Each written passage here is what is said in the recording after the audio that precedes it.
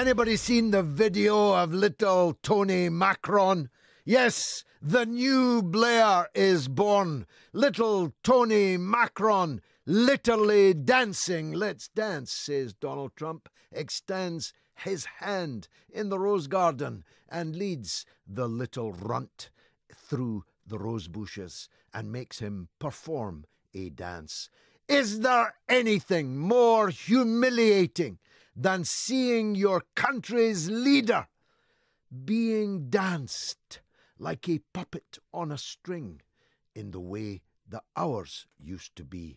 The great people of France, the French Republic, the people of Les Marseillais, the people of the French Revolution, humiliated on international television by Donald J. Trump. Could you get any smaller, Mr. Macron? Mind you, I could literally hear the backsides twitching in Whitehall, because if there's one thing that the British Mandarinate hate more than the French, it's the French hand in hand with the Americans. Goes back to Jamestown and that kind of era. We'll be talking about little Macron, little Tony Macron later. But I want to talk about hypocrites. Ye hypocrites, are these your pranks to murder men and gie God thanks? Halt, desist, go nae further. God'll no accept your thanks for murder.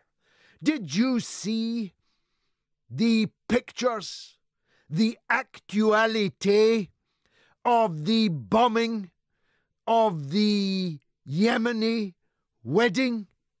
Did you see the bodies of 55 wedding guests, including the bride-to-be herself, murdered at the altar, literally, just before she was able to say her vows? 55 dead people, 40 of them women and children. At least one grown man, though, a father.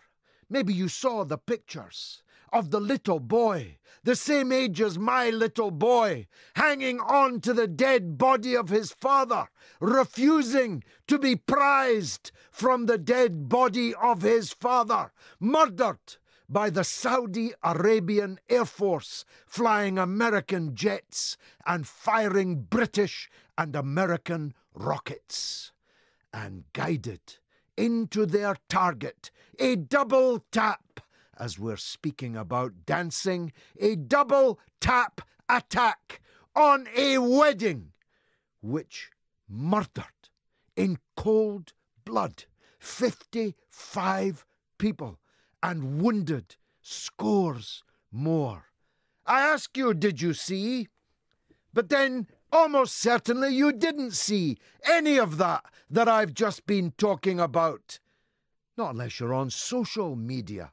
You know, social media, the fake news. You know, the media that's not really the media, brought to you by journalists who are not really journalists. Although if you complain about the real journalists in the real media, you'll find you're blocked on Twitter pretty damn quick.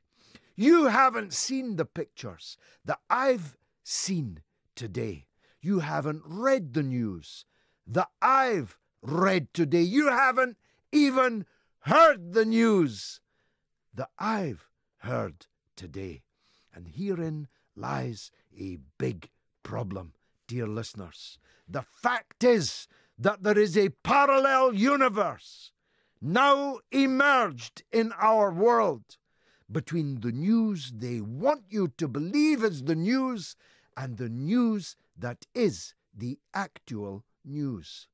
And the journalists and the mainstream media are on the wrong side of history. And the day is coming when the last editor will be strangled by the last copy of the miserable rags that they edit and dare to call journalism. Do I sound angry? I could not be more angry. Not just because of what I've seen, not even just because of what you haven't seen, but because of the depths of the hypocrisy of the political class who call emergency statements in Parliament for the deaths, which turn out perhaps not to have been deaths, of children in Syria that they say Russia assisted Syria to carry out, but don't even report the deaths of children in Yemen that we armed Saudi Arabia to carry out. You get my drift? You feel me? Because I get the feeling that more and more and more people are feeling me and feeling this dichotomy that exists in our land, in our wider Western society. I tweeted some of what I've just said to you, and 150,000 people have read it already. That's more than will read the garbage printed in the miserable rags aforementioned. And I know they're hypocrites because they salivate in their 16-page pullouts about a royal child, and they couldn't give a toss about a poor child hanging on to its dead father in Yemen. And they don't give much of a toss about little Alfie Evans either.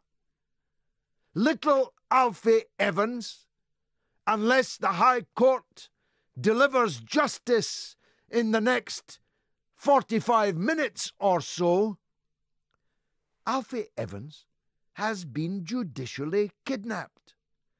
Alfie Evans has been confiscated from his parents by the state. His parents have been deprived of their right to give their child treatment in Italy that could actually save him. They thought they'd killed little Alfie yesterday and disposed of this difficult conundrum when they ordered the withdrawal of his life support machine. To everyone's amazement, Alfie kept on breathing. Alfie kept on living, and he's alive now. And Italy has made him an Italian citizen. A clinic in Rome is waiting. The doctors are in their scrubs waiting for little Alfie Evans. Why can't he go there? Why wasn't Charlie Gard allowed to follow his star with his mother and father? Why are these children being euthanized by the British state? Who are we? Who is the state to decide which child lives, which child dies, which child is beyond hope? Who gave the state that moral responsibility, that moral power? Now, I don't mind telling you that, unlike many of you, I am wholly against euthanasia, as I am wholly against the death penalty. I'm even, more or less, wholly against abortion. I don't ask any of you to follow me down these paths. These are matters for you and your conscience. But I will not go quietly into a state-sponsored euthanasia regime that has never been even debated, let alone passed in Parliament. If Britain is going to become a euthanasia society, then the MPs will have to stand up and be counted and have their names recorded on the voting list for that which they are pursuing. What I will not stand for, and will use every breath that God gives me to rail against, is the idea that an unelected, irremovable judge can make the decision that my child, and it could be your child, should be terminated. I will not allow that. Alfie's mum and dad want to take their child, now breathing unassisted with no life support machine, to his country of Italy, of which he is a citizen. How can it possibly be right, even if the judge says it's legal, that he should not be permitted to do so? And I'll be talking about the extraordinary events in a city I know very well indeed, the great city of Toronto in Canada, where for some as yet unrevealed reason, a 25-year-old man murdered 10 people, attempted to murder 15 other people, using a van as a weapon. Is it terrorism? Or is he too white and too non-Muslim for it to be terrorism? Was the waffle murderer in the United States a terrorist? Or did he fail the colour code test too? When is a terrorist not a terrorist?